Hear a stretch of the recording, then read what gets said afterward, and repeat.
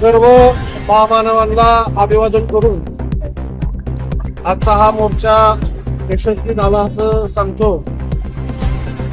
1 August 2024 रोजी supreme कोर्टाने जो राज्य सरकारला आदेश दिलेला आहे, आरक्षणाचं उपवर्गीकरण करण्यात काही हरकत नाही असं सुप्रीम कोर्टाने राज्य सरकारला सांगितलेलं आहे। तेच आरक्षण लागू करण्यासाठी आज सातारा जिल्ह्यातून 11 तालुक्यातून सर्व मातंग समाज रस्त्यावर उतरलेला होता आणि आज हा मोर्चा पूर्णपणे यशस्वी पार पडलेला आहे।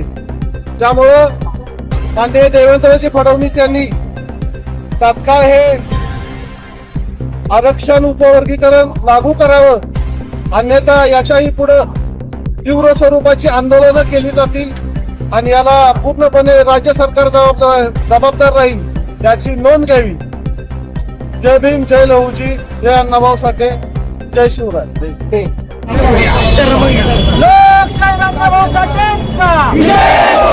आरक्षण आमच्या हक्काचं नाही, आरक्षण आमच्या हक्काचं नाही,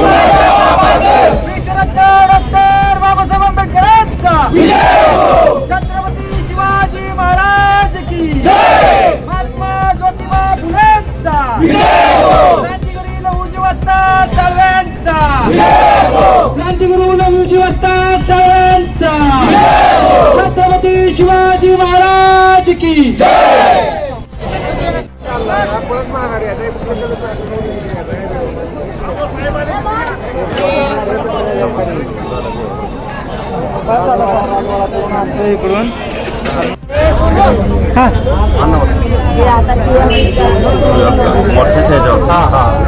आज सातारा या ठिकाणी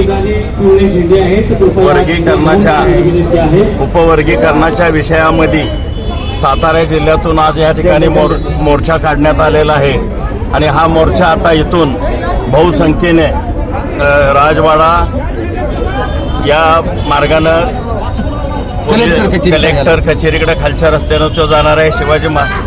शिवाजी महाराजांच्या पुतळ्याला हार घालून कलेक्टर ऑफिसला जाऊन आमच्या ज्या काही व्यथा आहेत त्या व्यथेचं निवेदन हे कलेक्टर साहेबांना देण्यात येईल आणि मग काय असेल ते प्रमुख लोक तिथं मार्गदर्शन करतील। अशा पद्धतीनं आता शांततेनं हा मोर्चा निघणार आहे।